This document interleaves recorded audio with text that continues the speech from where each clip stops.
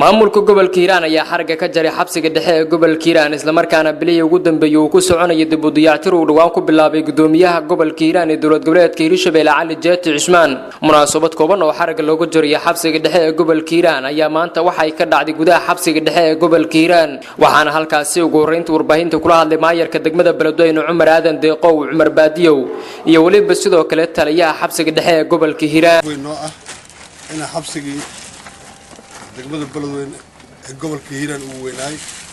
dib u dayactiranay haddaan anaga isku tashano waxaan sameyn karnaa waxaad aragteen reer Hiiraan haddii ayagu isku tashtaan xabsigan maanta waxaan u maleynayaa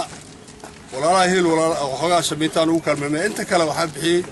maamulka gobolka Hiiraan iyo ka degmada Beledweyne haddaan isku tashano wax kastaan samaysan karnaa waxaan rajaynayaa inaan isku tashano inaan mataqaanaa wax qabsano hadda cid wax noo qabanaysa wala hadda anaga wax qabsano ana hadalku waxaan ku baxayaa Soomaan reer Hiiraan iyo reer Beledweyne inay isku tashtaan wax soo saartaan iskuna tashtaan wadankooda dhistaan assalaamu calaykum waraxmatullaahi wabarakaatuh هاد إلهي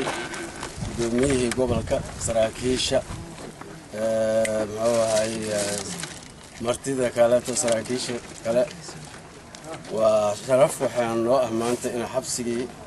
دوميه هدب وفري وبسي ورتان كينا ومانة حركة جوي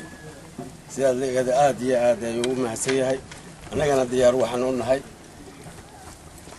xabsigi iyo arimahaayna in hawshaani aan la wareegin ugu dambeyntii waxaa munaasabada soo xiray gudoomiyaha gobolka Hiiraan ee dowlad goboleedka Hiirshabelle Cali Jeeti Cismaan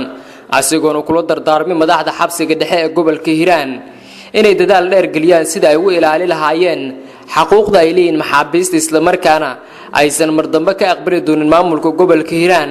maxaabiis ayaa ka baxsatay gudaha xabsiga dhexe ee gobolka Hiiraan oo marar badan ay ka baxsadeen maxaabiis ku eedeysnaa dambiye kala gedis toosinta qarannimadu kamid yahay laana qofka dambiga gala ama dishibliin ha ahaado ama koox dishibliinaal ha ahaade waa inay jirto meel lagu kaydiyo oo lagu xiro dhinaca kale ciidanka xabsiga waxaan ku dardaarmayaa qofka xiran xuquuq uu leeyahay alla dhowro xuquuqda dadka maxaabiista meeshan waa lagu kaydiyay isaga jir yeysan dhicin aaway sarkaalkii waa idin wada qusaynaysaa dhammaantiin qofka xirani waa dhib badan yahay oo haddii qof xorriyadiisii la qaaday waxaa laynaga rabaa dulqaad dheeriya subaxii haddii la tooganay caawa xuquuq uu leeyahay qofkaas alla ogaado مسؤوليات جاره هو وايد سارنتاي لأنه قف آدم يو حرية ديسي الغلط هيسا إن هذا مركا إيه قفكو وحال إلى هيئات ما سوق بنايس وحال إلى هيئات ما حكومة يسا وحال إلى هيئات ما كايدين يسوق هينيس أنت ببليس هو اللي جود ديك قارنا شرعي الله تابرو قارنا سوق مشهد الله تابرو قارنا أنت هو اللي يلي كرنو وحال ديده يجور فل إنه بدعو أنا سوقت أنا حكومي أنا هايلي أنت سهل الديدي